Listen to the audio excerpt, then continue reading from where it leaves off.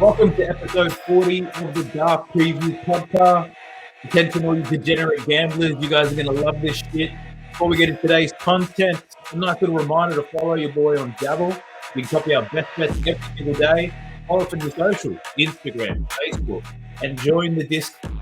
Haven't already. It's one of the most arousing places that you can get into legally, and it's also free.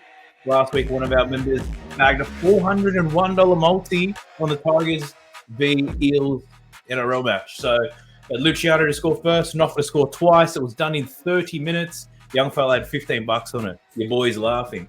Let's get straight into my best bets before I hand it over to Lucas. I've got my beloved Brisbane Broncos to cover the 4.5 line. I've got Taylor May to score more tries than Xavier Savage. I've got the Sydney Roosters to win both halves. I've got Ronaldo Mulatalo to score more tries than whoever the fuck's guarding him. It's probably Jason Saab. And I've got Ryan Pappenhausen to score more tries than Reece Walsh. Luke, give us your absolute best before we get into the previews for this week. 4 of the best. Para minus 7.5. I got South minus 11.5. Penrith minus 17.5. And I've actually got Broncos minus 3.5 against the Dogs. So all up about $11.25 in your multi. Woo! Leaning in them favourites. I like it. I've got 5 legs. I'm looking at $32.06. I haven't used my power plays, so I power played that shit up to $39. So feeling real good. Very similar to Parramatta. I'm looking for a bounce back week. I was robbed on a few occasions last week. Finished 1 from 4 of my best bets last week. Absolute shocker. Roosters was shit. Para was shit. And the Sidman in the Rabbitohs game did me in. How'd you fare? Pretty good, actually. 3-1. One loss was the Simbin game, the Bulldogs South, which again started very good now. When Dogs went over early, I thought this is going to be a grind. And it was up until the Sinbin, and the game just opened up and kind of ruled it from there. I did have Melbourne to cover the line against Cronulla, which they did comfortably.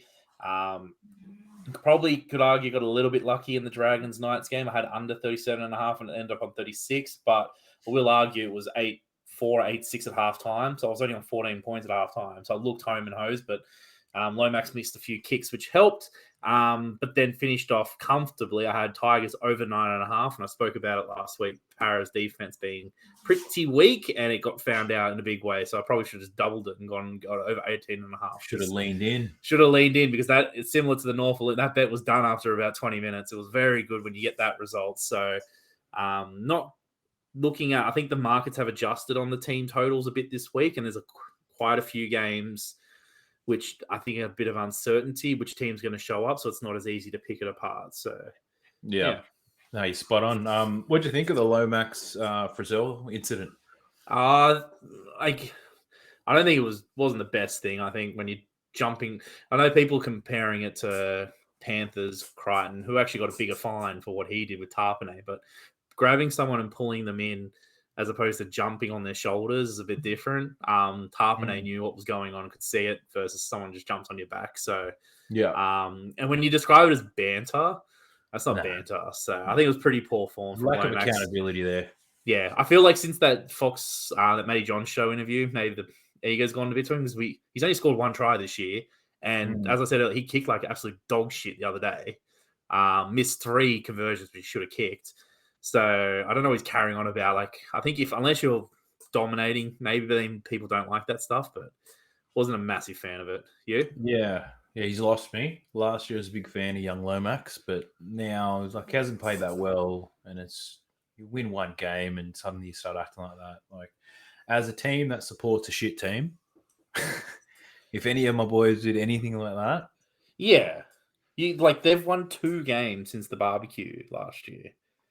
And he's carrying on and again, they beat the Knights. They didn't beat Melbourne in Melbourne. It's hardly way to go about it. And if they really were mates, I don't think Frizzell would react that way. So clearly they're not as close as he thinks they are, whatever. So, yeah. And then the Clement with the words at the end made it a bit spicy. So, yeah, that was beautiful. I listened to the radio, listen to Triple M on Monday. Yeah. And Andrew McCulloch was on, and they asked him about it. They go, "What do you think of Zach Lomax's thing?" And he goes, "To be honest, I didn't like it at all. It's not something that I would do, yada, yada, yada." So it was good. He was nice and honest.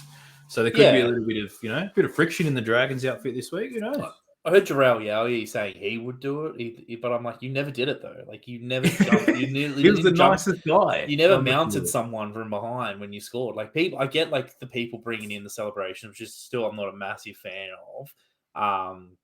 Because like that's the only sport I ever see people doing it in. No one does it in any other sport. Grabs them, starts celebrating with. Yeah, no one does it. Like, no one does it. No other sport. No one niggles their opposition. Yeah, when they score, they celebrate with their team, or like the only thing like maybe is like the Gutherson and the Sammy thing where they celebrate in front of them, but like they can see them and they do it in front of them. They don't grab them and throw them and stuff like that. So yeah, he didn't touch him. Yeah, like they spray each other on the field all the time, dancing in front of the bloke to celebrate a try. I think that was pretty good. Yeah, but yeah, that Lomax thing, no, I'm not a fan of that. It's not in the spirit of the game.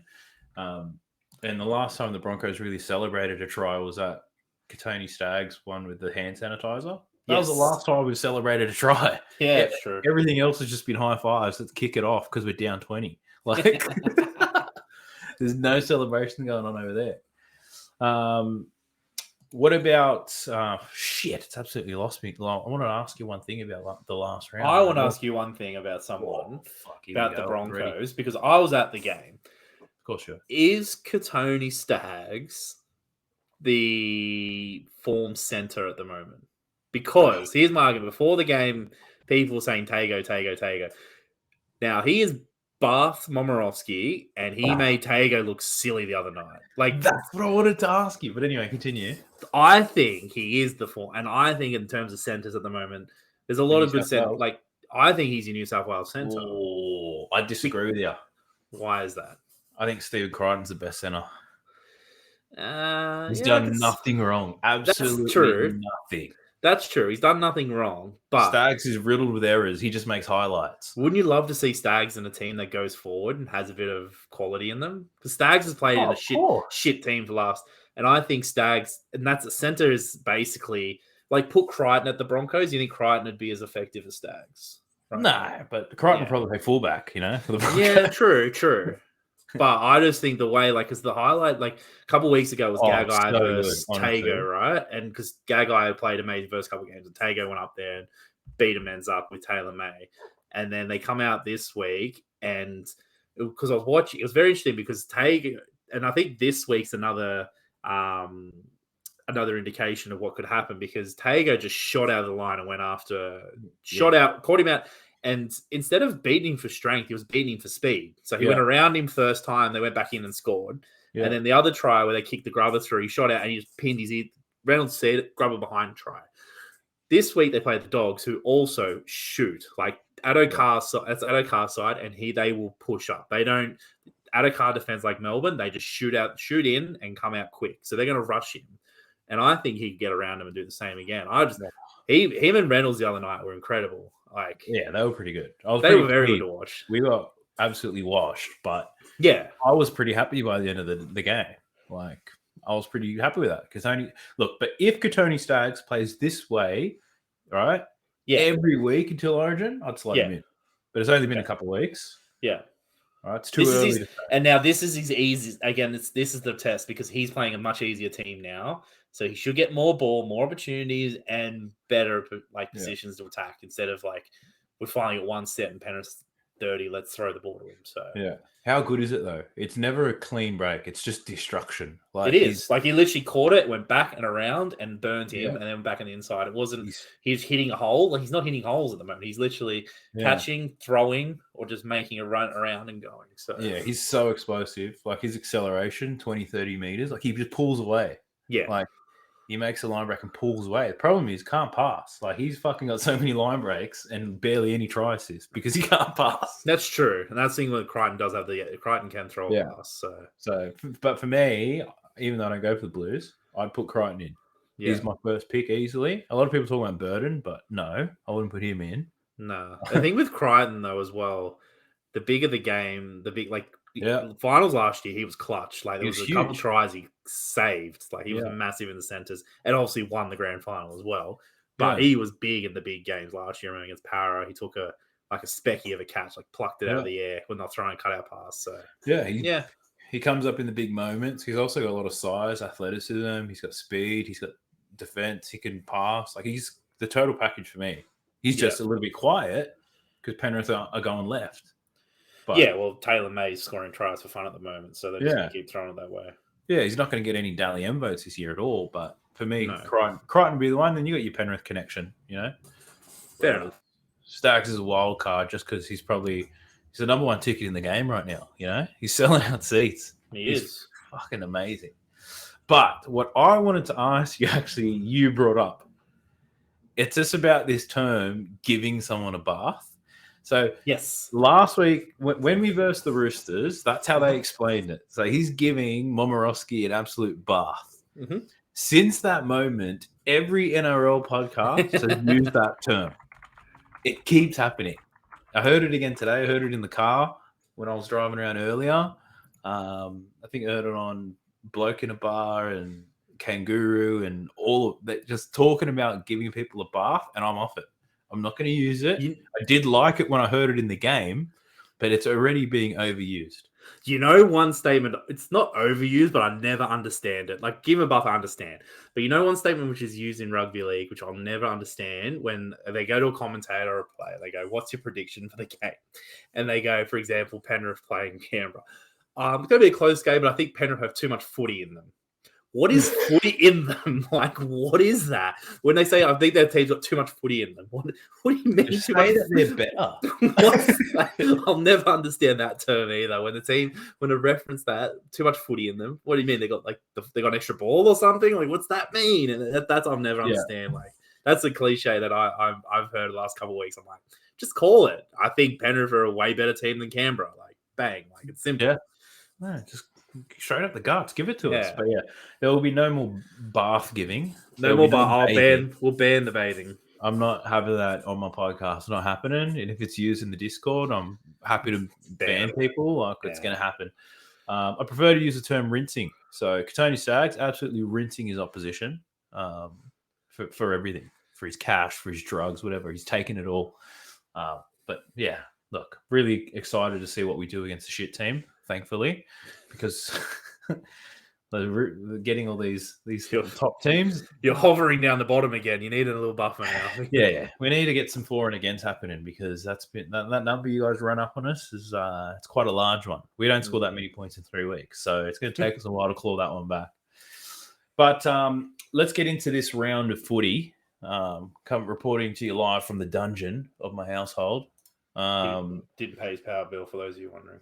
He didn't pay it, using a backup generator right now just to keep the podcast alive. The punt's been tough on me, but hopefully this week it's better. Kicking off on Thursday at 7:50 at PointsBet Stadium in Sydney, we've got the Cronulla Sharks up against the Manly Sea Eagles. The Cronulla Sharks are favourites at $1.45, Manly at $2.75. If you're a line chaser, it's 6.5. If you like looking at total points, we're looking at 38.5 points. Big news out of the Sharks is that Dal Finucane, he'll miss the game after Big Nelson absolutely triggered his HIA. Braden Hamlin-Uele, he's out with a pectoral. Cam McInnes starts at lock. Aiden Tolman comes in the starting side, and Royce, the bench hunt, joins the bench. Katoa returns. Harodi moves to the reserves. Britton Nakora, he was out with COVID protocols. He's also named to return. This is another reason why I like this bet. Morgan Harper returns to the centers. Yeah, cool lasted a week. Thanks, ruined my fantasy team. Yeah, I actually picked him up in the draft too. He did average in one game. Now he's gone. But Harper returns to the centers. So Cooler goes to the reserve list. Alloway shoulder is out, and Paseka moves from the bench to the starting side. Sean Kepi still suffering from a head knock. He's out. Bullimore joins the bench, as does Kurt DeLewis. Martin Tapau still sidelined with COVID. Now, a bit of trivia for you, mate. Who's Kurt DeLewis? No idea. Never heard of him. Never. Yeah. Can I tell you that Kurt DeLewis is the number one prop on the Manly bench? He is the best prop that they have on their bench, and you don't even know who he is. An avid rugby league fan. That's scary. It is. And that's why I do like Cronulla to win. Not my best bet, though. I did switch it in the last minute, but I hand it over to you first. What are your thoughts on this game? What are you thinking? Yeah, so obviously people will be questioning, can Cronulla continue their form? Obviously went down to Melbourne and copped a few tries, losing by 16 points. That was like such a good game, though, eh? It was a very high quality game of football. Campaign rugby league. We haven't. You look back, we haven't had top teams clash in a couple of weeks. And I think that's probably why we all really liked that game, because last week there wasn't really like Penrith blowout winners, South blowout winners. Then you had like the Warriors, Cowboys. Like you just had some mediocre games, and that was a top quality game. So yeah, it was a good game of footy. 34-18, they went down, so they will. Apparently, they're taking some confidence out of it, which is good, but they still lost by 16 to Melbourne, and Cam Munster looked really, really fresh. Manly, on the other hand, I just can't. Since Turbo's been injured, they've won every game. Yep. They're undefeated without Turbo, but they're not. Look at their games. They beat the Cowboys. Oh, sorry, they beat the Dogs. They beat the Raiders. They beat the Knights. They beat the Titans. Titans, if they didn't start so slow, they're being bullies again. Yeah, like they only scored 2 points in the second half against the Titans. So I'm not 100% convinced on them. I will bet the Sharks if I had to bet on it, take a bet. I would take the -6.5. But the worry with Cronulla is Nico Hines goal kicking. His technique is awful. Like he could cost you that 6 points. So if I have to, -6.5, but I will not be betting on it. You're not touching it. And look, not touching it. No. I'm touching a few things on this. I initially had the 6.5. I did like it. Manly forwards, shithouse. Well, they're not shit. I take it back. It's all you Manly fans, all three of you who listen. But Manly's bench is terrible because of the outs that they have. They've got Sipley and Paseka starting. They're quality front rowers, but they're only good for 30 minutes. Yeah. Right? And if you've got Kurt DeLewis coming off the bench to probably play 40 minutes, I don't like your chances up against the Sharks pack. Like the Sharks bench has Trindle, Jack Williams, Royce Hunt, and Andrew Fafita, all playing very well. And their starting pack is equally just as strong. Their backline's fantastic. But the concern for me, Sharks are on a short turnaround, less time to prepare. I think if Manly are going to cover this line or even potentially win, Cherry Evans has to kick them to victory. It all relies on his right boot. His kicking game has actually gone up another level. He hasn't been running much, though. He's really leaning into this kicking shit. So he's got to kick him home. But at the same time, I did like what the coach had to say post-game. He wasn't happy with how they played against the Melbourne Storm. I was quite impressed, but they did get slapped. But ultimately, I was impressed. Cronulla smashed. They had like 10 line breaks against Melbourne. They just couldn't finish. But the coach was not happy. So that leads me to believe that they're not going to drop off in this game. They're still going to try to feed Manly. They're going to be motivated, ready to rip in. And with Katoa back in, they'll probably butcher less tries. But what I ultimately decided on was a new market which I found on Sportsbet, which you can normally find on Lads and Neds. I was going to say Nads. I've got Ronaldo Mulatalo to score more tries than Jason Saab. And that's paying $2.40, which is marvelous. Has Saab, how many tries does Saab have this year? I'll bring that up for you now. Not a lot. Please, and thank you. I don't believe he's got many. I know Ronaldo's got plenty. He had 2 last week. I was very confident in his scoring. 0 tries for Saab this year. He's got nothing. The bloke provides nothing but length, and it's not on his dick. So he's worthless. He also he just benefits with Turbo as well. Yeah. Look at last year, when Turbo was in, then he started scoring. Yeah, he's a Turbo benefactor. Ronaldo's got 4 tries this year in 3 games. It's scored in 3 different games. So 4 tries in 3 games. The other 2 against Melbourne as well. The other interesting stat is Manly give up 58% of their tries on Saab's wing. Morgan Harper's also back in as well, so that's bad signs for them. And the Sharks score over 46% of their tries on their left edge. So Mulatalo to eat, baby. I think there's great value in that. $2.40 for him to score more than Saab. You kidding me? Let's go. He's on a team that's expected to win. Most of the tries come down that left side. Manly give up most of their tries on that right side. Is this too good to be true? Find out. We'll find out. We'll know pretty early Friday or late We'll Thursday know. night. We'll know. But into the main event. So I was surprised NRL 360 aren't talking about this game every single day. It's been circled in my calendar, that's for sure, and probably in Ben Icon's, but I'm pretty sure every game's important to him. Friday, 7:55 p.m. at Suncorp Stadium, it's the mighty Brisbane Broncos versus the Canterbury Bulldogs. The Broncos deservingly so, after 4 losses on the trot, $1.55 favourites. Canterbury lost 5 in a row, $2.45. If you like lines, 4.5 on Sportsbet, but you can get them at 3.5 elsewhere. Total points is 38.5 points. There's a couple of big changes, which I'd like to call out. First one, Tessie New, his hamstring is gone, which opens the door for Tamari Martin to play his first NRL game since 2019. He had bleeding in the brain in 2020 when he was in the Cowboys. Is that right? Yeah, it's very bizarre recovery, but yeah. No, it's incredible. Another big in is the People's Champ. He's a fan favourite. I heard the Redcliffe Dolphins are really keen on him. Herbie Farnworth, he's back.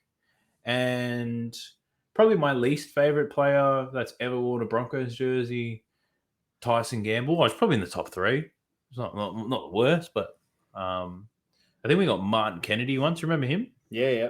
Fuck, he was terrible. We signed him and he was shit every game. Like, he never played a good game for us. He's one of them, that's for sure. But anyway, don't let me get distracted here. Tyson Gamble playing 6. Billy Walters goes to the bench to play utility. The Pain Train Haas returns from his 1-game ban. Keenan plays, he moves to the bench. That's pretty good. Gives us a little bit of depth. Corey Pakes is the new hooker. Jake Turpin's been left out. So finally we get some spark out of dummy half, which is a perfect game. We should win the forward battle, and this bloke should be able to run. Tom Flegler gets a spot on the bench. They should have a market on whether he gets put on report in this game. $1.01, no money. Suspended. No, but the best no part one's about paying $10. The best part about the walking suspension coming back into this game is that Ryan James has dropped out. I don't know how he gets picked every week. Neither do I. But he'll go down as one of the most overrated, inflated players in history. Because for a lot of his career, they're like, "Oh, he's at the Titans, they're a shit team." Yeah, but he's been shit at Canberra. He's been shit at the Broncos now. Yeah, his knees are shit. Like, he's too injury prone. Like, I don't wish this upon anyone, and I actually don't even mean it when I say this, but part of me wishes that when Jared took out his knees in that play the ball, part of me wishes it took him out for a couple of weeks, just so he has to fight his way back into the side. Because you had players like Corey Jensen waiting in the wings, and he's been great every time. I told you in the trials, he was great in the trials, and he got 1 call up since. And then last week against Penrith, he was ripping and tearing in he got dominated. Our forwards got dominated, but he played so good. They had a crack, though, to be fair. Undersized forward, too. He was excellent. They weren't absolutely built off the park or didn't try. They had a crack. Yeah, it was effort. It's not like it's just that we got destroyed like 5 meters every run. Yeah. That's 25 meters per set. So, but he's been rewarded with a starting spot. For the Bulldogs, they've got 2 changes. Braden Burns and Chris Patolo are sidelined. So Aaron Schopp comes in the centers, ready to get rinsed by Mankatoni. And Corey Waddell is a new face in the pack. He's one to watch. He's probably going to get put on report as well. Loves a good report, young Corey. But what are your thoughts on this one? I like the Broncos minus 3.5. I think last week they had a crack. I thought, whilst they did lose in the middle in the end, they gave it to them, and really for the best part of the first half anyway, it was 12-6. Could have easily been 6-all at halftime. Penrith score on halftime. They just have some lapses where a couple of them shoot out of the line and get caught out. Jordan Ricky loves it. They just get caught out, and then that's like that's an experience thing. They'll learn to get better defensively and trust their inside man, for example. But yeah, that just comes with time. But there was a stat that came out I had no idea about. It was like when the last time Brisbane won in Penrith was. Well, when was it? It's been over like 10 years or something. Like it's 2000. I feel like even longer. The last time Penrith, like this is back when Lockyer was playing. This is the last time Penrith lost to Brisbane in Penrith. Granted, you haven't played in Penrith for a couple of years because of COVID and so forth. Yeah. But it was quite a long time ago. It was the last time the Bronx got a win in Penrith. So, yeah. I reckon Brisbane will be the team to end this Penrith unbeaten at home streak. I reckon. Book us in.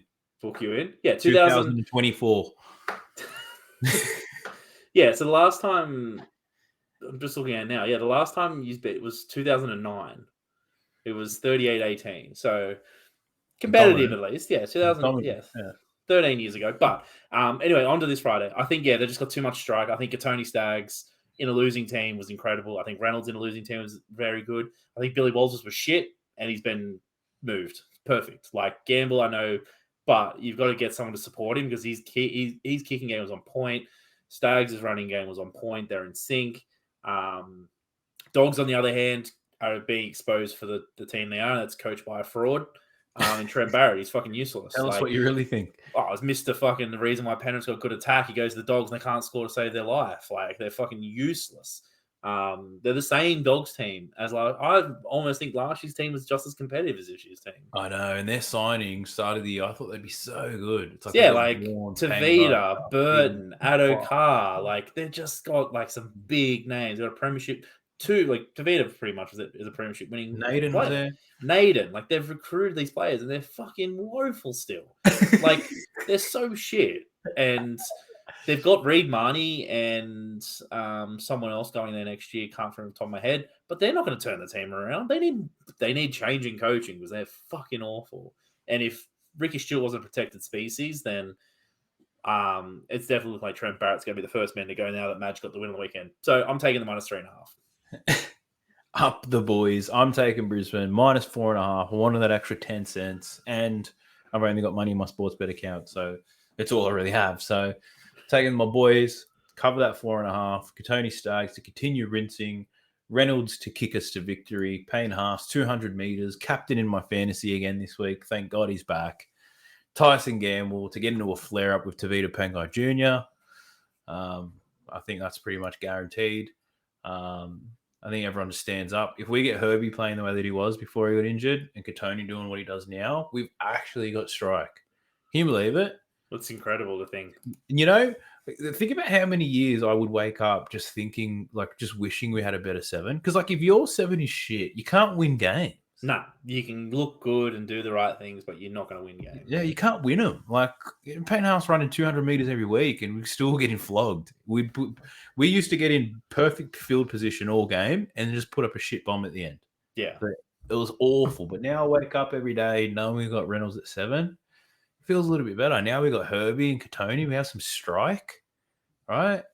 We've got Payne. We don't have Turpin, so we've got some speed out of Pakes. We've got Capewell, so we have 1 second row that can tackle. Fuck, we're getting there. The boys are getting there. So book that. Match of the round, Friday evening. Cancel your date with your missus because you don't want to miss this. Speaking of games to be missed, slutty Saturday, not too slutty this week. Tight again, mate. Tight one again. Tight one again. So first one's at 5:30 p.m. See if we can nail this one. Guess what stadium it's at? Queensland Country Bank Stadium.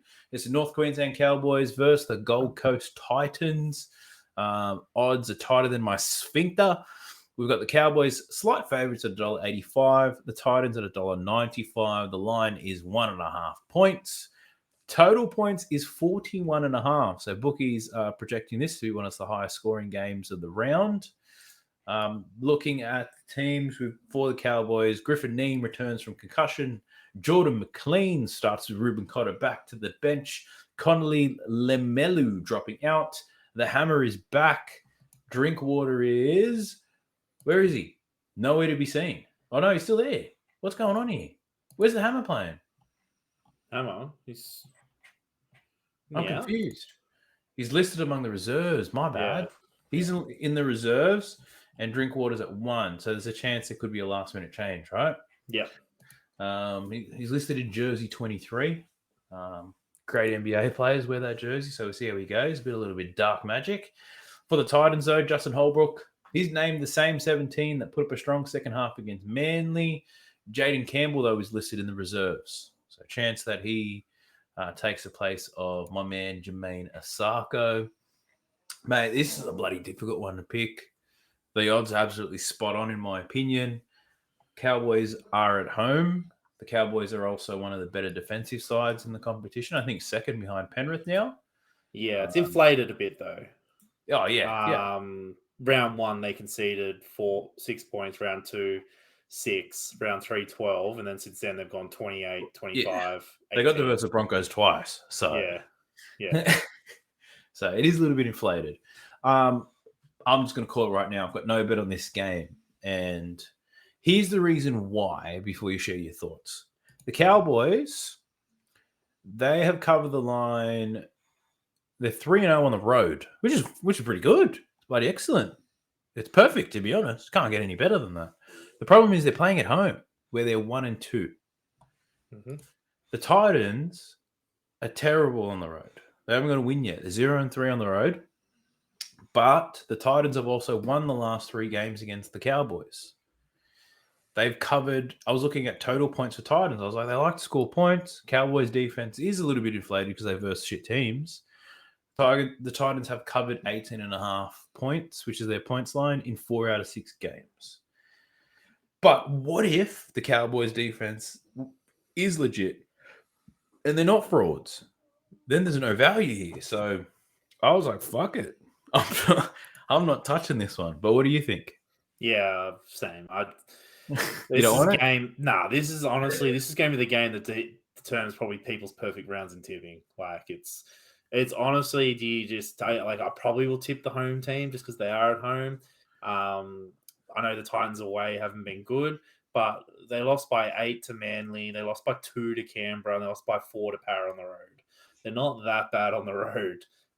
But they wouldn't cover the 1.5 if that was their best result. So yeah, probably I would look for a promo, just take the Cowboys straight and just hope there's a promo they pay where they're up at halftime, because the Titans do suck in the first half, it seems. Like they leak a lot of points and then come back the last couple of weeks anyway. Yeah. Last week against Manly, they were down 24-4 at halftime. Week before that, they were down 14-0 to Para. So if there's going to be a market, I would just take them to be absolutely dead in the water in the first half and then come back. But I'm assuming they're working on it, training, and that's probably their goal. But yeah, take Justin Holbrook. They asked him about it. Like, why the fuck do you faggots always fall behind and come back? Like, what's the go of that? And he's like, honestly, I couldn't tell you. We train hard all week. We exhaust ourselves in the first 30 minutes. We have so much emphasis on the side of games. I can't tell you what's happening. We're just a bunch of faggots. So, and look, there's nothing wrong with that. I don't want a couple 4-week ban for saying anything. But, look, I guess this is why rugby league's so good, right? You get these games, and it's like, I don't know who's going to win. I honestly It wouldn't be a bad game to watch, though. It would be funny because you probably will have like a same game multi with a few any times, but you're just not like, I wouldn't be super confident unless someone's got some inside word on an injury or something. I'm just, sit back and enjoy it. I feel like the bookies have got it perfect. Yeah, I think when I watch this game, because I can't watch a game and not bet on it anymore. Apparently that's one sign of an addiction, but yes, it's just one sign. And there may be others, but I think I might just plonk $50 on Dave Fafita to score any time and just sit back and enjoy it, you know? Yeah. He'll do nothing for 50 minutes, but he's capable. So $2.60 now. Is it $2.60? Mm. That's pretty juicy. I'll be looking at that. But yeah, no tips from me, no tips from you. Just watch and enjoy, mate. It gets even better though. Tigers. The Tigers are up at 7:35, CommBank Stadium. It's me local. West Tigers versus the South Sydney Rabbitohs. Tigers are paying $4. South at $1.25. The line on this one is 11.5 points. Total points, you're looking at 40.5 points. No surprise, Madge has named the same 17, although Simpkin suffered an ankle injury, so Jacob Little is listed among the reserves. He could come on if required, while Jock Madden is also another dummy half option, but he came off the bench and played 6, and Brooks went into 9. So correct. A little bit of Madge magic right there. So we'll see what they end up doing. For the Rabbitohs, pretty much the same team that stung the Bulldogs last week. Quite interesting because South's very similar level as Parramatta. The line on that was like 20-something points. Tigers got out to over $10 to win head-to-head. They did get the win last week. $4 this week. Is there value in this one? What do you think? No, that's perfect way to compare it. Para 21 to 23.5 point favourites. South, you would argue, are very similar level to them. Like maybe give the edge, maybe to Para, but you wouldn't be after last week. But South went to Melbourne, kept them close. So you compare the better defense in Parramatta though. They're sure. identical teams basically, and you're getting 11.5. You're getting half of what you got last week. I think you just snap that up. Like I think fantastic job by the Tigers. It was good, a very entertaining game to watch yesterday. I kind of missed the Monday football because then you get literally 2-3 day turnarounds for football, so it's cool. But I think that's going to also hurt them. They're backing up on a Monday versus a Friday for the Rabbits. So the Rabbits have the extra 2-3 days rest versus the Tigers. They've named a team where you already know there's going to be changes because of injuries. I think Rabbitohs are going to start hitting a bit of form now. They're playing a bit better. I think Blake Taff makes that attack better as a whole unit. Whilst I think Latrell's a better football player, I don't think Latrell's a fullback. And if you put Latrell in centres with Taff at fullback, that's all of a sudden a scarier opposition. Yeah. So they also have shit centres. If it, like their centres suck. Yeah, if there's a gap at the moment, it's that because Gagai left and that's where the strike's missing. So I think take the 11.5. I think that'll drift. You can get 12.5 already on some bookies, but 11.5 is what I got. Jump on that because that's going to drift, and I just think bit of a letdown spot for the Tigers. They're going to be a bit of a hangover from that win. A lot of emotion. They were very drained. It was an 80-minute battle non-stop versus a training run for the South Sydney Rabbitohs. So you're feeling quite strong on South. Very strong. That's my pick of the round. That's my jam. That's my last week was the Tigers. I'm going against them this week. This is the jam. This is the jam. It's just 9 units on it. Oh, it's just easy money. Like if you watched yesterday's game and looked at it with an honest perspective, Para were fucking woeful. Like you couldn't have seen a worse Parramatta team. Like they did complete at 69%, but where they lost the ball, just in attacking positions, bombing tries.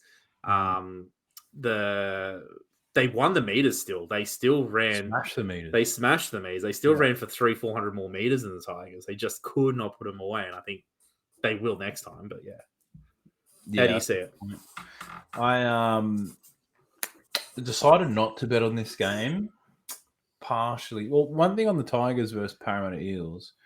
My favorite part of that game was Jackson Hastings' post-match interview.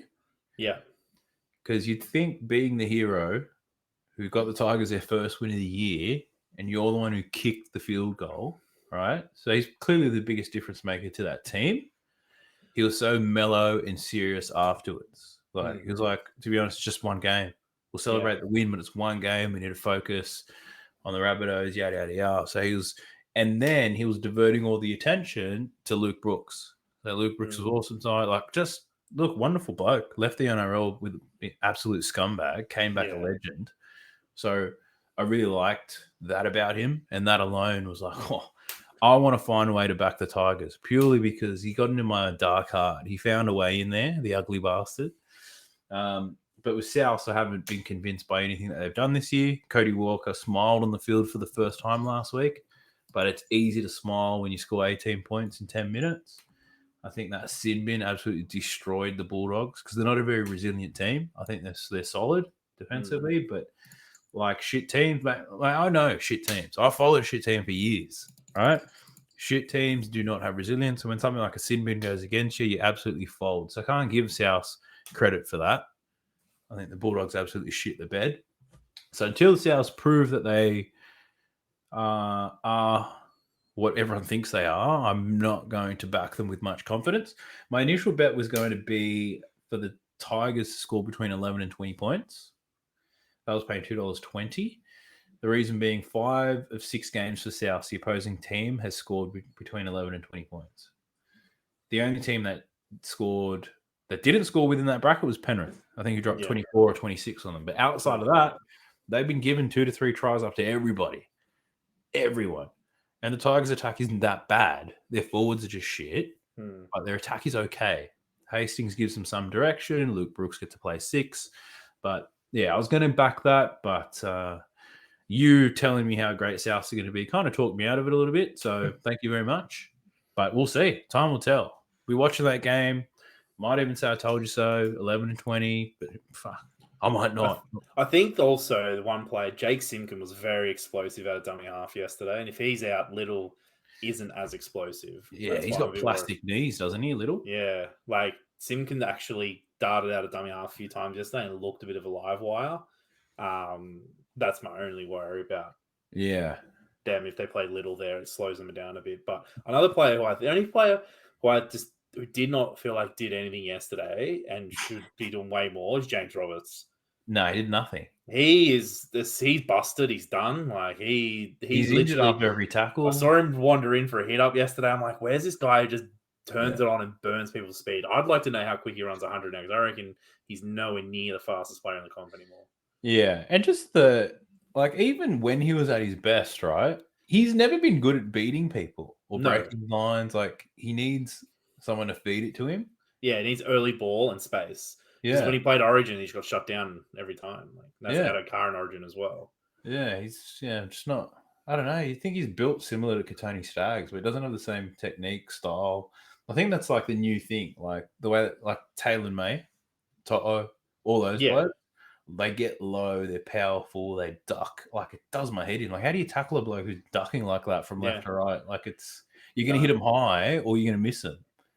Like, see Appy's line break in the middle? Yeah, he does just head down. That was nice. For the rest of the night, I was envisioning myself do it because I'm only 5'7".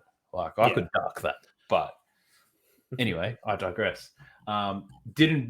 No bets on that game from me, but you're heavily backing South that you bet of the round, so I might have to back you in on this one. We'll see. On to your CD Sunday. First game's at 2 p.m. at McDonald Jones Stadium in Newcastle. It's the Newcastle Knights versus the Parramatta Eels. Parramatta, $1.37 favourites. Newcastle at $3.10. The line is 7.5 points. If you're looking at total match points, it's 39.5. Looking at the team list, Adam Clune has been named to return in the halves, meaning Phoenix Crossland's back to the bench. Heimel Hunt is getting closer to a return. He's listed in the reserves. I don't even know if that's worth mentioning. He doesn't do anything. No. But one of the Saifidi brothers is going to start. They might swap for the Eels. Junior Paulo makes a return after missing Easter Sunday with that absolutely awful decision to suspend him. That it should be a no call, but he got suspended, put on report, penalised, sin bin. He copped absolutely everything. So, poor bloke. But he's back. Kafusi's back to the bench. Nakore is out. He's got a bit of leg tightness. Played him in the centres. Ran more meters than he thought he would have had to. So, he's gone. Penasini, though, is back in the centres. Hayes Perham comes onto the wing. You know, Hayes Perham is a 6. That's how much they're lacking in depth in backs. He's a 5'8", and they're playing him on the wing. Who else do we have? RCG. He's been named despite picking up an ankle injury on Monday. So he hurt his ankle in the second half, and I lost my NRL fantasy draft by 11 points. And I had him playing and Mitchell Moses as my captain. And my opposition only had Nathan Brown. And throughout the game, I was just catching him. All I needed was RCG to outperform Nathan Brown and Moses to go to work. I lost by 11 points, and this guy got injured. Unbelievable. It's rough, mate. That's rough. Anyway, here's a sign for you. Mitch Rain reverts back to reserves. Jacob Arthur comes into the bench. When I saw that, I was like, is Dylan Brown or Moses carrying an injury or something? Like, what's the point of having this bloke? They rotate him 9. So yesterday, Mitch Rain came on for like 5 minutes when Reed Marnie was off, and made a half break, knocked it on. Yeah, they went to shit, and they brought Reed Marnie back on. So that's what he's basically there for, is that utility to slot in. So I don't think it's too it's not great, because I don't rate Jake Arthur at all. But it's yeah, I don't know who I'd prefer to see play, like Jacob Arthur or Jack Johns. Like, I don't know. Yeah. These young blokes, let me tell you. But what are your thoughts on this game? You got a bet on it? Parramatta looking for some redemption? Yeah, revenge spot. -7.5. Again, you're tossing up a -7.5 line to Para. They had a bigger line against the Titans. They've had bigger lines, and they're playing a Newcastle team who have lost 4 straight ever since their 2-0 start without Kalen Ponga. All of a sudden, he comes back and they haven't won a game with him. There's a contract talk. The contract's off the table. So Adam O'Brien keeps walking out of press conferences. There's a lot of media around them. To be honest, Kalen Ponga should handle this and sorted it. Like, what's he umming and ahhing about? Surely he has an offer from the Dolphins and he has an offer from the Knights. Just pick one and fucking sign it. Like, it's not like it's big money either way. You fucking be rich, just sign the deal. I know Clune's back and the ads have been, but I tell you what, Dylan Brown's been a beast this year. He doesn't lose any speed. No. It's crazy. Penasini was a beast yesterday as well. Junior Paul is a massive in for them. Yeah. And Brad Arthur will be tearing strips off him this week. They do get the 6-day turnaround, so it's not too bad versus the Knights get a slightly bigger turnaround. So that's the only thing I'd go against it, but I still think that Para is going to be bouncing back, and it's you'll see Gutson get his post-match interview talking about the boys we all doing in this week, and we had a big job ahead of us. So, yeah, I'm taking Para. Taking Para? Let's take him. I personally was leaning towards Para. My initial bet was Para to score over 24 points. The line was 23.5, and it was 30 against the Tigers last week. I don't see the Knights being that much better than the Tigers, to be honest. No. I had nice my wooden spoon from the start of the year, and I'm feeling a lot better now than I was after round 2. I didn't back anyone because the last thing I want to see is a futures bet that isn't going to hit sitting in my pending slips. It's awful. I had them all year for the NBA season. Thank God that regular season finished. But, not touching the futures plays. I also looked into the previous encounters, and Parramatta have scored 28 and 40 points in their last few matches against Newcastle. The Knights' defense has allowed 26 points per game in their last 4 games, I believe. Parramatta should bounce back after the ambush they suffered on Monday. What did scare me off this was the fact that it's probably going to rain on Sunday. Keep in mind, I just Googled Newcastle weather, so how accurate it is, I do not know. But apparently there's going to be some showers a couple of days prior and leading into the game. It doesn't look like it'll be raining during the game, but the fact that it could be a little bit moist out there, probably won't see as many points. But I decided I'm sick of losing units by just making selections. Didn't feel it in my guts, so I thought I'm just going to leave it. I've got some juicy bets for some later games, so I'm just choosing not to get involved in this one. But I'm sure I'll have some sort of same-game multi on game day. Let me tell you that. Into your mob. Penrith Panthers versus the Raiders, Sunday at 4:05 p.m. at Bluebet Stadium. Must I say, the 4:05 kickoff, it's been very good to me. I've been out, I go out a bit for lunches and stuff on weekends, and a lot of times I get home right on 4. Yeah. And it gives me just enough time to get everything I need out of the car, settle in at home, set the baby down, and all that type of stuff. And in absolutely some torrid events have happened this week. I didn't get COVID or anything, but I lost the remote to my smart TV. My God, it's almost as bad as the Wi-Fi not working. It's been terrible because that TV's got all my apps. It's got KO on there, my Netflix stand, everything like that. Is it a Apple TV using? No, it's a Samsung smart TV.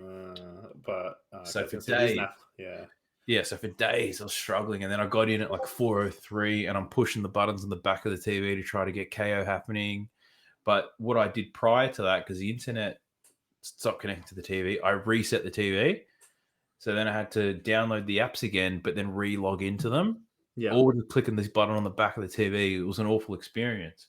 But I did make it just before that 4:05 really saved me. If it started at 4 p.m., I would have been pissed. But me being, a modern man in 2022, born in the 90s, I actually figured it out. And tonight I downloaded an app to control my TV. Very good. Where was the smarts a couple of days ago? All these footy games, I struggled. I was running to my room to log into my computer. It was awful. But anyway, 4:05, Penrith versus the Raiders. Probably the best match you'll see on a Sunday. Penrith, $1.12 favourites. Canberra, $6.50. The line is 18.5 points. Total match points 41.5. The bookies are expecting a bloodbath. For the Panthers, unchanged lineup to the side that, just pipped the Broncos last week. For the Raiders, they've got a couple of backline changes. Jordan Rapana's replacing Chance, who goes to the bench. Xavier Savage comes onto the wing. Harry Rushton, never heard of him before, but he's in line for his NRL debut. Emre Gula joins Jared Croker on the reserves. Hudson Young is 18th man. Seb Chris out of the 24 this week. What the bloody hell's going on here, Ricky? I'm bloody confused. But let's tell us what your thoughts are. You know all things related to Penrith. You actually know a lot about Canberra as well, for some reason. I don't rate Ricky Stewart as a coach. You've I hated Canberra Canberra for years. I haven't, and they've, everyone, no one can understand why Canberra is shit when they've been shit for years, except for the coach. Like, is the only one that's no criticism, because it's Ricky Stewart, and 20 years ago today of this season, he won a comp, and he hasn't won a comp since, and he's still a first-grade coach for all 19 of those seasons. He's been coaching for so long. I realized when they did that 20-year anniversary thing, I was like, has he been coaching that long? Yeah, like, I'm almost certain Craig Bellamy maybe just started then, from memory. I think it was early 2002, I think his coaching career was. 2003. He did not Craig Bellamy wasn't even coaching then. He coached the following season. So that's like saying something like, this guy still has a coaching gig in the NRL, and yet has not won since he inherited a team. But anyway, good on him. But here, put it this way: I'm taking Penrith. I got Penrith minus 17.5. I just think Canberra are awful at the moment. Penrith have won 20 in a row at home. They are just again. The other night, Brisbane played their best, probably 20, 30 minutes at the start, and still come away with. We were on top. That's how they're on top. Yeah, and that's teams. Penrith start fast, and if you go with them and compete or outplay, fair play to you. But 80 minutes against them, no one can do it at the moment. Not even Melbourne and Penrith could do it last year. So I've got them covering the 18. I think Canberra just have some big issues in that team, and they've been terrible on the road this season from a point scoring point of view. They've barely troubled the scoreboard when away from home. They scored 6 points at Brookvale. They scored 6 points up at Country Bank Stadium.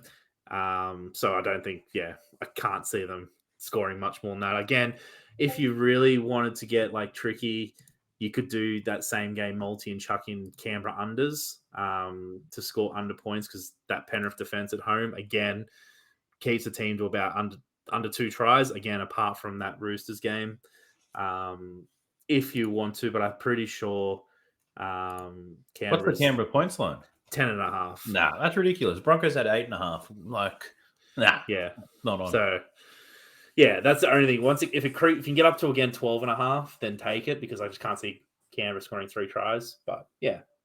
Yeah, but that would require people to actually bet on Canberra to go over 10.5 to move that. Yeah. And I don't think anyone will. No. That's how I see it anyway. Yeah, Canberra, honestly, like, they got some good players, but they're just shit together. It's weird. Like, yeah, Papali is like an origin beast. Rapana has these moments where he's like, he plays like he's Joe. He turns into Joey Manu sometimes, you know. Chotrick hasn't done anything since he went back to Canberra and changed his name. They got Xavier Savage on the wing, not a winger. He got tore, and Ricky tore him apart in the press conference. He's got no fucking confidence either. Like, he just ripped into him last week. It's like, you piece of shit. He goes, experienced player would have stepped back in. He went outside. That was his fault. I'm like, don't call him out in the press conference. Just say he's got learning to do or something. Like, there's ways around it. So yeah, Wyden's been playing pretty good though. Surprisingly, he's been doing all right. Yeah, he has. But is he like? It's just they're getting done every week. Yeah. He's only one man. Yeah. But yeah, I don't know. There's problems coming towards Canberra. I reckon Canberra will get a shout on NRL 360 this week. That's for sure. This game actually includes my best bet of the round. Absolute value. If I had the funds, I'd be dropping 100 units on it. All right. So listen close. You can find this at most bookies. They're reputable. We're taking Taylor May to score more tries than Xavier Savage And you're thinking, fuck, how's that value? It's $1.83. $1.83 for Taylor May to score. Taylor May scores more tries than the Canberra Raiders full stop this year. You might need to double check that, but I'm probably close. It's close. He's got like 12 tries or something, 9 tries. He's 7. I think 7. So far. Yeah, 7. He's only played like 3-4 games. Smelt like 12. He's just behind Pappenhausen for the lead. Pappenhausen. But yeah, Taylor May, the Penrith Panthers score over 50% of their tries on the left edge. Canberra Raiders give up close to 50% of their tries on that edge. It's just going to be an absolute flogging. I reckon Taylor May scores more tries than Canberra Raiders do this week. But to keep it close to $2, we're just taking him to outscore Xavier Savage. So I guess by the end of this round, we'll find out whether I like this new market or not, because I have a few players. You're going on it. You're backing it. Right now, I'm looking at it. That's just value, because fuck, what are the chances of Savage scoring? Like, what's he paying anytime? $3, $3.50 as a winger? $3.10. $3.10. That's too short for me. I'm not touching that, because realistically, Canberra's going to score one try. And is it going to come from this bloke? I don't know. I reckon it's going to be a forward, because that's who scores most of their tries. Some crash and bash, baby. So taking Taylor May, $1.83, book it, take it to the bank, start spending your winnings now if you want to, if you're going to get on. On to Monday. It's Anzac Day. Is Anzac Day on the Monday? Yeah. Yeah? Sorry, I might sound Australian. I clearly don't look it, but me and Anzac Day, I'm not very good with public holidays, full stop. So whether it's Anzac Day, Easter, Christmas, New Year's, I'm not good at that shit. I get dressed up for work on those days, and then someone's going to rein me in. So, apologies. We've got the annual clash between the St. George Dragons versus Sydney Roosters at 4 p.m. at the SCG. Sydney Roosters are $1.25 favourites. The St. George Illawarra Dragons are at $4. The line is 11.5. Total match points are 39.5. The Dragons haven't made any changes. Mbai still getting the fullback nod, and Tyrell Sloan still sitting among the reserves. For the Roosters, Momorovsky replaces Kevin Nagama in the black backline. Siwa Takiaho replaces Daniel Saluka Fafita on the bench. Sam Verrills is named to start, but most likely bench for Drew Hutchinson on game day. Now, Roosters are one of the better teams in the competition who actually haven't been playing very well at all, but somehow managed to come away with some victories. Dragons have won 2 years in 5 years by the way that they celebrate. 2 wins in 5 years by the way that they celebrated on the weekend. But they can take some confidence out of beating the Newcastle Knights. Zach Lomax clearly not lacking in confidence at all. Ben Hunt's actually in very good form. Outside of that, not too much happening out of the Dragon side. Moses Sully was actually really good last week. He was breaking some tackles. And for the Roosters, we know Teddy's a little bit quiet. Manu's shown up for half the games this year. The others, he's done nothing. But the ones where he has shown up, he's been absolutely destructive. Suwali played his first game of the year on the weekend. He moves like a freak. Like naturally, he's going to be good if he stays in rugby league. Sam Walker, I think he's been playing better than Luke Keary so far this year. Luke Keary hasn't been.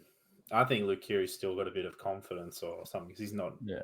Well, he's also not a 7. Like, fucking hell, I don't even play rugby league. But he's not a 7, he's a 6. Yeah. All day, he's a 6. Yeah. So, yeah, Sam Walker, he's up there on the Dally M rankings at the moment, isn't he? I think he's got 9 points. So, sneaky little bloke's been doing well. In their forward pack, Angus Crichton gets a start, which is good. Him and Satilli back on both edges. Radley, Collins, Jared. The boys are back in town. But again, none of those are really yelling out to me. Like, does Radley even get a mention for Origin this year, do you think? No.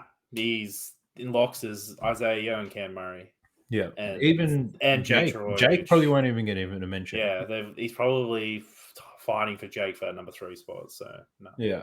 Yeah, it's not happening. But yeah, none of the Roosters players really barking out to me saying, my form's great. Have a look at me. And because of that, it's made it very difficult to tip for this game. So I personally have got nothing on it. Actually, that's a lie. I do have something on it. I just struggled to find something. Sorry, I'm a little bit drunk. But over to you. What are your thoughts on this one before I share this juicy one? I had to dig. Yeah, I'm staying away from it because Roosters have won 4 games this year, but sometimes they're playing. They're like You don't think they've won a game at all. They're very hot and cold. Yeah.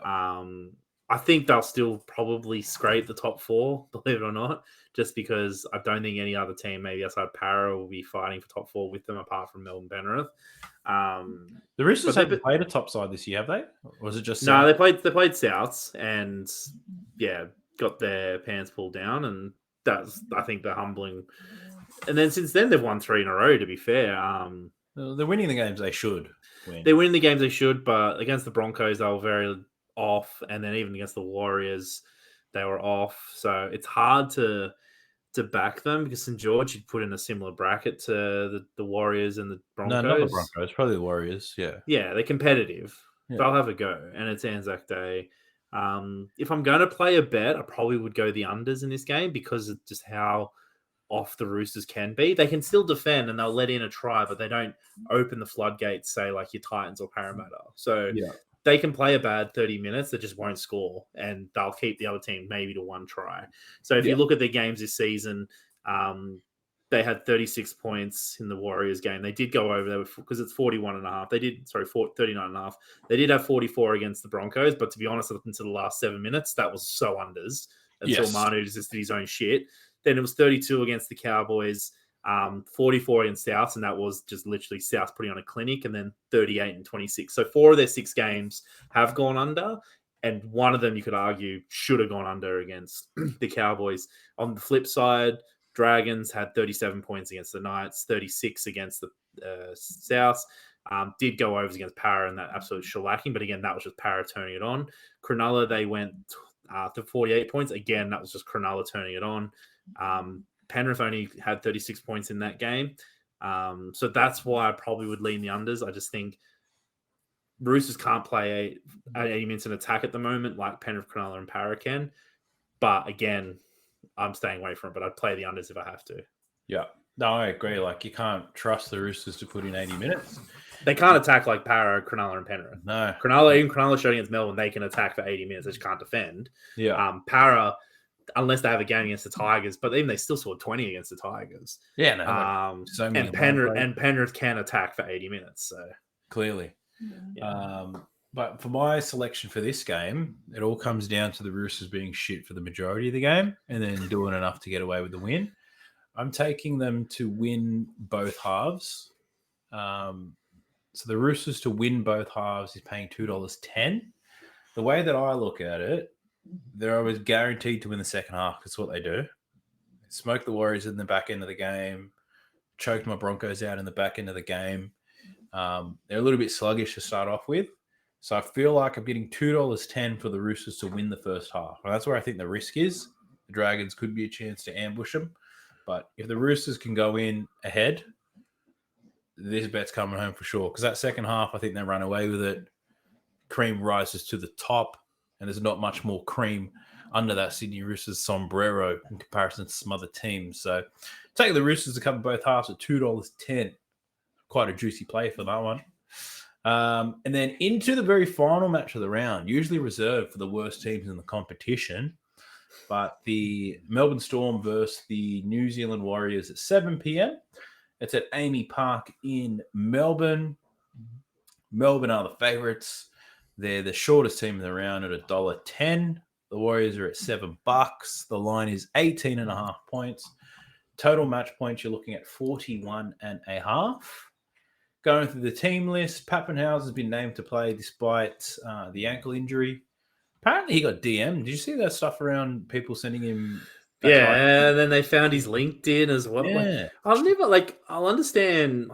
I know people are going to say against it, but I don't mind like a cheeky banter DM about like them not playing well. But when you start like threatening and because you cost them money and stuff like that, like financial side, I don't think that's on. Not that I say I have DM players before, because if I'm going to DM someone, it'd be something funny, left field, where you want to make it viral. You want to be like that. But the bloke literally DMs, and then everyone finds his Instagram, and everyone finds his LinkedIn. Like, his career's going to get ruled like over the like. I don't know, unless you've got like your life savings on it or something. I don't know. I know. What a dickhead. Yeah, that's the best way to describe him. Pappy's playing. The Bromwich brothers, they return after a COVID layoff, which pushes Brandon Smith and Trent Liero to the bench. For the Warriors, Matt Lodge returns. Aaron Penne goes to the bench. And Taniela Otukolo drops out. Josh Curran and Sean Johnson have both been named despite copping knocks to the lower leg last round. Jazz Tavanga has served his 2-game ban and he's ready to rip and tear. And he's ready to get put on report again, baby. I can see it now. I'm calling it Tavanga and Felice Kafusi on report in this game. It's going to happen. But you can't bet on that market. No. Speaking of betting, though, do you have one for this game? What are your thoughts? What happens here? I think Melbourne will be comfortable, but I think 18.5 is a bit of a stretch. If you can get 17.5, maybe take it. I think 18.5 is starting to get out there. Historically, back in the commentators will probably say it. They'll go Warriors match up stylistically well against Melbourne. They, play ad-lib footy, play what's in front of them. They don't play structured footy. They'll throw out that terminology. Probably they have too much footy in them. But the last couple of years have been absolute floggings. Melbourne have flogged them on Anzac Day last few years. So, in fact, Melbourne have actually won their last 11 games against the Warriors. So, yeah. So I think their last Warriors when Clinton Torpy was playing for them. Yeah, and even when they went through that period where they troubled them, they were still losing. They were just close games. Yeah. So, yeah, if I take a bet, I'd take the 18.5, obviously. But if you can get 17.5, that's what you'd be more appealed to. Because they did, remember, a week ago, beat Cronulla by 16. So you're getting an extra 2 points against the Warriors, who aren't even, I feel, in the same league as Cronulla. So no, they're limping. Yeah. The Warriors, that's a game for the Warriors where you walk in, it's like, fuck, they're going to pump us. Yeah, and then the last game before they put 44 on the Dogs. So I think at home they're doing all right at the moment. They beat the Raiders by 14 in Canberra. So again, you're getting a couple more points for at home against the Warriors, a home game. So yeah, I think the line is just about right. But if you can get 17.5, take it. I think it'll be a juicy way to end your round. Yeah, I agree. I think the one thing that concerns me is Melbourne are a very professional outfit, but they would have been really up for that game against Cronulla. Yeah. Melbourne aren't one of the teams that like to fly under the radar. I think they like the attention a little bit. It's quite the opposite of Des. They like the attention. They like being framed as contenders, and not many people are talking about them. Penrith are clearly number one at the moment. Melbourne just quietly going about their things. It's deja vu to last year. Last year, the same thing. Penrith started, I think, 10-0, 11-0, and they finally lost a game. Everyone's hyping them up, and then all of a sudden Melbourne went on a run mid-season, and beat Penrith. Everyone's like, Melbourne are the team. So yeah, that's true. But yeah, question, are Melbourne going to be up for this game after the Cronulla one? I think they'll win, but can they win by enough to give $1.90 value? I'm not too sure. It could be a game where they just want to grind out a win. They're not going to put a show on here. Like I said last week, not everyone in their spine turns up. Like Jerome Hughes was quiet against Cronulla. It was like, the Mad Dog's on. Let's just give it to him. Yeah. So they're not all clicking at the same time. So I didn't want to touch that bet. So I did a dive into my new market, found some more juice. And I need you to probably provide me some stats on this so the punters can back me.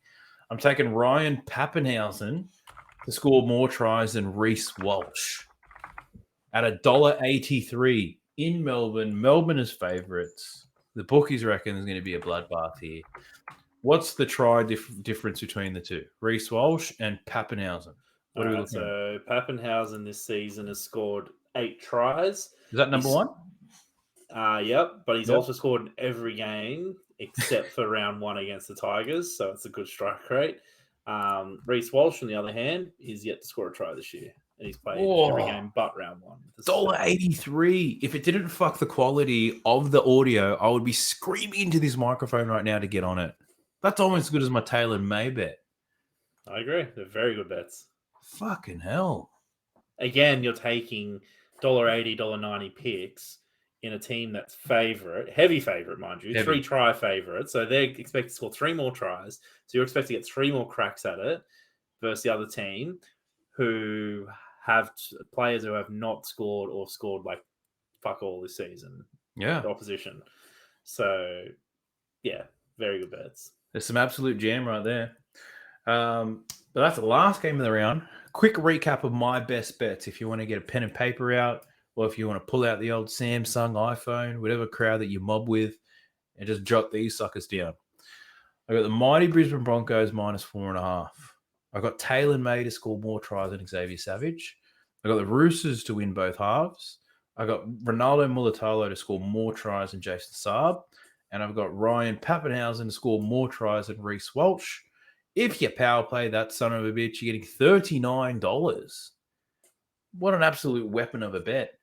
But if you're a smart punter like Luke, you'd bet every game as singles and throw your life savings on it. Because that's the smart way to do it. These Bet multis, singles, small multi, big singles. Whatever your flavor is, add a little bit to it. But that's what I've got. What have you got just before we close this out? Broncos -3.5. I got South -11.5, Para -7.5, and then Penrith on Sunday. Sunday -17.5. 1 unit on each. Multi them up, it gets about 11.5 to 1. Do like a quarter unit on it, so you got something. Yeah, boy. We'll take it to the bank, ladies and gents. Thank you for listening. If you got to this point, follow us on Double, Instagram, and Facebook. And if you haven't already, join the Discord. See you next week. See ya.